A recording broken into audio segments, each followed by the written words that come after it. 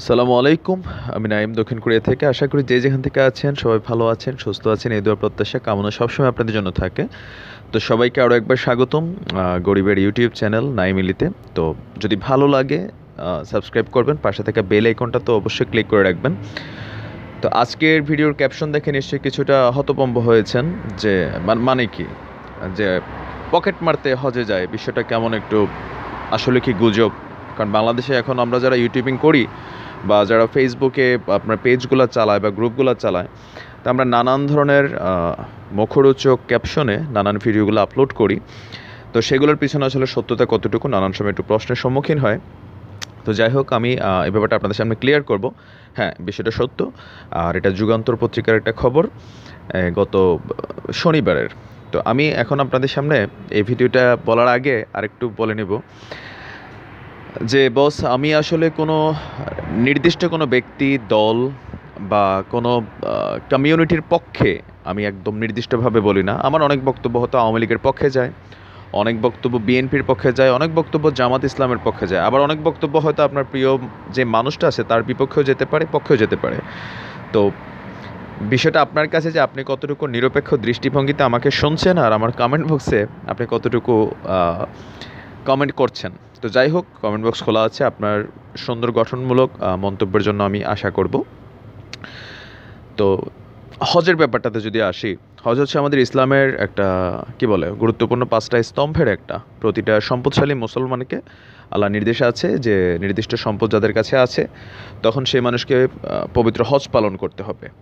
তো হজের গুরুত্বটা আমাদের ইসলাম ধর্মে খুবই স্ট্রংলি আছে। এখন এই যে হজের গুরুত্ব, সেটা বাংলাদেশে আমরা যারা সাধারণ মুসলমান আছি আমাদের কাছে এটা তুলনামূলক আরও একটু বেশি গুরুত্বপূর্ণ। আমি দেখেছি বিশ্বের অনেক ধনাঢ্য দেশের মানুষ তারা আসলে এতটা হজ করে না, কিন্তু আমরা বাংলাদেশের মানুষ অনেকটাই ইসলাম প্রিয় মানুষ বা আমরা ধর্মীয় খুব অনুভূতিশীল একটা জাতি। তো আমাদের দেশে যে শুধু সম্পদশালী যারা তারাই হজ করে বিষয়টা এরকম না, এখানে অনেক দরিদ্র মানুষ আছে যারা হজ করে। অনেকে আছেন নিজের হয়তো এক টুকরো জমি আছে সেটা বিক্রি করে হজে চলে যায়। আবার অনেক মানুষ আছেন তারা সারা জীবন ছোটোখাটো একটা চাকরি করছেন, একটা ডিপিএস করছেন, সেই ডিপিএসের টাকাটা ভেঙে শেষ বয়সে হজে যায়। আবার অনেকে আছে যে চাকরি করে পেনশনে যে টাকাটা ছিল সেই টাকাটা তিনি খরচ করে বিদেশে হজ করতে যায়, সৌদিতে হজ করতে যায়। তো তার মানে হচ্ছে আমাদের কাছে হজের যে অনুভূতিটা সেটা খুবই স্ট্রং। এখন এই ধরনের নানান অনুভূতিশীল মানুষের মাঝে আরেকটা চক্র আছে যারা এই হজ নিয়ে ব্যবসা করে, বাণিজ্য করে।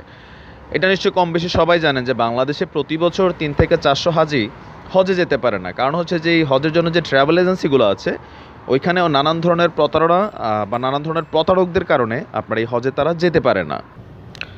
তো এই ধরনের নানান চক্রের সাথে সাথে এখন নতুন যে চক্রটার আবির্ভাব ঘটেছে, তারা হচ্ছে আপনার হজে আসলে ছিনতাই করতে যায় বা পকেট মারতে যায়। বাংলাদেশ থেকে যাওয়ার সময় আপনার যে সাধারণ হাজিরা আছেন তারা যখন ওইখানে হজ করতে যায়, তো আপনারা জানেন যে বাংলাদেশ থেকে আমরা যখন সৌদিতে হজ করতে যাই আমরা সৌদি কারেন্সি বা রিয়াল, বাংলাদেশ থেকে টাকাকে রিয়ালে কনভার্ট করে এগুলো সাথে নিয়ে যাই। তো এই টাকাগুলো বেসিক্যালি পকেটেই তো থাকে বা ধরেন আপনার ব্যাগের মধ্যে থাকে বা মানি ব্যাগে থাকে। তো হাজিরা ওইখানে গিয়ে বিভিন্ন হোটেলে ওঠে। এখন এক একটা হোটেলে এক একটা রুমে বেশ কয়েকজন মানুষ থাকে। তো তারা করে কি এই সিন্ডিকেটটা আপনার তাদের বিভিন্ন সদস্য আছে, তারা সারা বছর বাংলাদেশে বিভিন্ন জায়গায় চুরি, ছিনতাই, ডাকাতি করে আর হজের সিজনে আপনার 2.5 থেকে 3 লক্ষ টাকা খরচ করে হজে চলে যায়। কারণ হচ্ছে 3 লক্ষ টাকা আপনার এখানে খরচ করে তারা হজে গিয়ে জনপ্রতি 10 থেকে 15 লক্ষ টাকা ইনকাম করে। এই ভয়াবহ তথ্যটা বের হয়ে এসেছে আপনার এই গত শনিবারে। আপনার 6 জন এই চক্রের সদস্যকে ঢাকা উত্তর মহানগর গোয়েন্দা সংস্থা আটক করেছে এয়ারপোর্ট থেকে। তো আপনার যিনি ঢাকা পুলিশের এডিসি যিনি আছেন মহরম আলী, তিনি বলেছেন যে এই চক্রটা বাংলাদেশে 10 মাস চুরি করে, ছিনতাই করে, ডাকাতি করে, নানানভাবে তারা অর্থ উপার্জন করে। আর যখন হজের সিজন আসে আপনার তারা করে কি বিভিন্ন ট্রাভেল এজেন্সির সাথে যোগাযোগ করে যে একদম গ্রামের সাধারণ যে মানুষগুলো আছেন বা ধরেন একটু বোকাশোকা মানুষ, কারণ বিদেশটা আমরা বাংলাদেশে যতই চালাক হই বিদেশে গেলে একটু বোঝার ব্যাপার আছে। তো ওই ধরনের মানুষগুলোর সাথে তারা বিভিন্ন হোটেলে ওঠে। হাজিরা যখন হয়তো মিনায় যায় বা এখানে যায় ওইখানে যায়, তারা করে কি আপনার এই ব্যাগের পকেট কাইটা টাকা টোকা, আবার ধরেন এই যে রুমে থেকে চুরি করে বা আপনার এগুলো খুব মানে কী বলে প্রফেশনাল পকেট মাইর, ওরা কিন্তু খুবই প্রফেশনাল পকেট মাইর। হাজিরা ওই যে কোমরে লাগানোটা ব্যাগের মধ্যে অনেকে টাকা রাখে, চেন খুলে টাকা নিয়ে যায়, অথবা রুমের মধ্যে সবাই যখন হজে যায় তারা ওইখান থেকে টাকা পয়সাগুলো চুরি করে আপনার নিয়ে যায়। ঠিক আছে, এই হচ্ছে তাদের বর্তমান অবস্থা। তো এই চক্রটার মধ্যে 6 জন আটক করা হয়েছে। তাদের টোটাল চক্রের সদস্য সংখ্যা হচ্ছে 50-এর উপরে। তো মেইন 6 জন যারা, তাদের একজনের নাম হচ্ছে আপনার সোমা, আরেকজনের নাম হচ্ছে লাবু, আরেকজনের নাম হচ্ছে রুহুল কুদ্দুস, আরেকজনের নাম হচ্ছে জাহিদ, আরেকজনের নাম হচ্ছে আপনার আপেল, আরেকজনের নাম হচ্ছে দুলাল মোল্লা। এই 6 জনকে আপাতত পুলিশের রিমান্ডে নেওয়া আছে। তাদের থেকে নানান তথ্য যেটা বের হয়ে আসছে, তারা বিভিন্ন বছরগুলোতে হজে গিয়ে প্রতি বছর জনপ্রতি 10 থেকে 15 লক্ষ টাকা এই হাজিদের টাকাগুলা মাইরা নিয়ে আসে। এখন আপনি বলেন যে সারা বিশ্বে মুসলমানদের আজকের যে অবস্থা, হ্যাঁ, পবিত্র একটা হজ, সেটারও আমরা বাদ দিই না। মানে এই বাঙালি জাতির সেফুদা যে গালি দেয়, অশিক্ষিত বর্বর জাতি, আমরা মুসলমানরা আসলে আজকে কোথায় যাচ্ছি? আমরা বাঙালি মুসলিমরা কোথায় যাচ্ছি? মানে বিশ্বের মধ্যে চিটিং একটা জাতি আছে আমি জানি, আমরা বাঙালি হিসেবে যথেষ্ট চিটিং জাতি, যথেষ্ট কি বলে পক্ষপাতিত্বমূলক জাতি। আমাদের যারে ভালো লাগে তার ঘু পর্যন্ত আমরা খাইতে রাজি আছি। আর আমাদের ভালো লাগার ব্যক্তি সম্পর্কে একটু কথা শুনলে মানুষের গালি দিতে আমরা দ্বিধাবোধ করি না, আমরা ওই জাতিটাই। ঠিক আছে, তো এই জাতির মধ্যে থেকে আমাদের নানান এই যে সূর্য সন্তানগুলো বের হয়ে আসছে, কেউ পকেট মাইর, কেউ চিটার, কেউ বাটপার। তা আপনি এখন বলেন যে সারা বিশ্বে মুসলমানদের যে আজকের যে অবস্থান, সেটার পিছনে কারা দায়ী? হজ নিয়ে বাংলাদেশে যে পরিমাণ প্রতারণা হয়, বিশ্বের অন্যান্য কোনো দেশে এরকম হয় কিনা জানি না। প্রতি বছর দেখেছি 300 থেকে 400 হাজি বিমানবন্দরে, তাদের সিরিয়াল আসে না, তাদের ওই যে হজ ট্রাভেল এজেন্সিগুলো যেগুলো আছে, এবারও দেখলাম যে 3.5 কোটি 4 কোটি টাকা নিয়ে এক ট্রাভেল এজেন্সি উদাও, 40 জন হাজির টাকা। তো যে ট্রাভেল এজেন্সিগুলো, তারাও তো মুসলমানের সন্তান, এই দেশের কোথাও তাদের বসবাস আছে, তারাও এই দেশের মুসলিম। তো আপনি এই দেশের মুসলমান আমরা যারা আছি, আমাদের থেকে আপনি কী আশা করবেন? আমাদের দেশে ইসকন এত সহজে কাজ করে কারণ আমাদের মধ্যে চিটিং মুসলমানের সংখ্যাটা খুব বেশি ভাই। আজকে বর্তমানে এটা হচ্ছে অবস্থা। আমরা জাতি হিসেবে জাকাত দিতে নারাজ, আমরা জাতি হিসেবে দান সদকা করতে খুবই কৃপণ। তো এইখানে আপনি কি বলবেন? এখন মহরম আলী বলেছেন যে তাদেরকে আপনার 1 সপ্তাহের রিমান্ড আবেদন করা হয়েছে। রিমান্ডে তাদের থেকে যে এই যে চক্রটা, তারা কিভাবে কাদের সাথে, কোন ট্রাভেল এজেন্সির সাথে কাজ করে, নাকি কোনো তাদের আলাদা সিন্ডিকেট আছে, ওইখানে তাদেরকে সহযোগিতা করার মূলত আপনার একটা চক্র আছে যারা সৌদিতে অবস্থানরত আছেন। তো টোটাল বিষয়টাকে তিনি বলেছেন যে খুব শীঘ্রই সামনে নিয়ে আসবে। তারা এখন আপাতত রিমান্ডে আছে। তো এই হচ্ছে টোটাল কথা।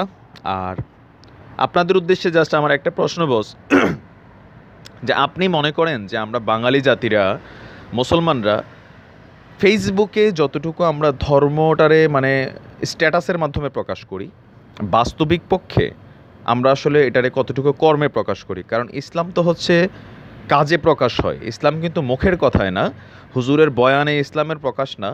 ইসলাম হচ্ছে যে আমার কাজে মানুষ প্রকাশিত হবে যে একজন মুসলমানের চরিত্র বৈশিষ্ট্য।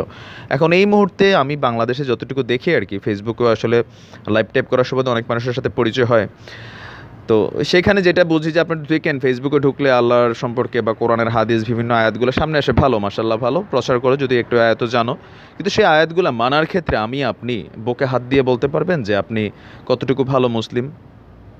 আমরা বলেন আমাদের আজকে এই অবস্থা কেন?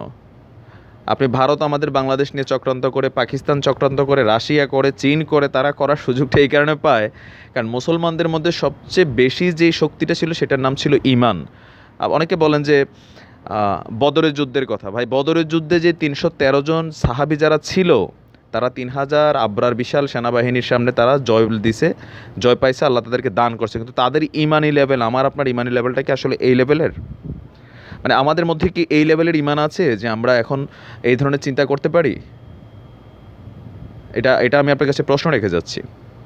তো কমেন্ট বক্স খোলা আছে, এখন অনেকে আছেন আমার এই কথায়ও নানান ধরনের ছুতা খুঁজবেন।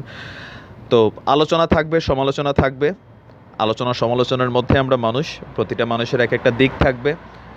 আর আরেকটা বিষয় বলি, কারণ আমার প্রতিটা ভিডিওতে অনেকে আমরা গালি দিন, জানি না গালি দিয়ে কি মজা পান। তো যারা গালি দিচ্ছেন তাদের জন্য আমি আবারও বলছি যে আমি কোনো দলমত নির্বিশেষকে স্পেশালি প্রেজেন্ট করি না। আমার বিভিন্ন টপিক্সে আপনি যখন আমার একটা প্রথম ভিডিও শুনছেন, হয়তো আপনি আমার বাকি যে ভিডিওগুলো আছে সেটা দেখেন নাই। তবে একটা জিনিস ভালো লাগে, অনেকে আমার বলেন যে আমি আওয়ামী লীগের দালাল, ভারতের দালাল, আবার অনেকে বলেন আমি রাজাকার, ঠিক আছে, আমি পাকিস্তানের প্রেতাত্মা। তো আপনাদের এই মিশ্র কমেন্টগুলোর কারণে আমার কাছে মনে হয় যে কোথাও না কোথাও হয়তো সামান্য আমি আমার নিরপেক্ষতা হয়তোবা অবলম্বন করতে পারছি। তারপরেও ভাইজান আমি মানুষ, আর বাংলাদেশে পাগল ছাড়া আর ছোট শিশু বাচ্চারা ছাড়া সবাই কোনো না কোনো রাজনৈতিক দলকে সাপোর্ট করে, মনে মনে হোক প্রকাশ্যে হোক, ঠিক আছে? সো আমি যেহেতু মানুষ, আমি বাংলাদেশের নাগরিক, আমি কোনো একটা রাজনৈতিক দলকে অবশ্যই সাপোর্ট করি, যেমনটা আপনি করেন। কিন্তু আমি আপনার মতন দলকানা না, সবাই দলকানা হয় না। অনেকে আছেন দলকানা যারা রাজনৈতিক কর্মী, তাদের জন্য যে নিজের দলের সমালোচনা সহ্য করতে পারার মধ্যে হচ্ছে অরিজিনালি দলের প্রতি ভালোবাসা, বা নিজের দলের সমালোচনা করার মধ্যে। তো আজ এই পর্যন্তই বস। যদি ভালো লাগে চ্যানেলটা, যাওয়ার আগে সাবস্ক্রাইব করবেন। আসসালামু আলাইকুম।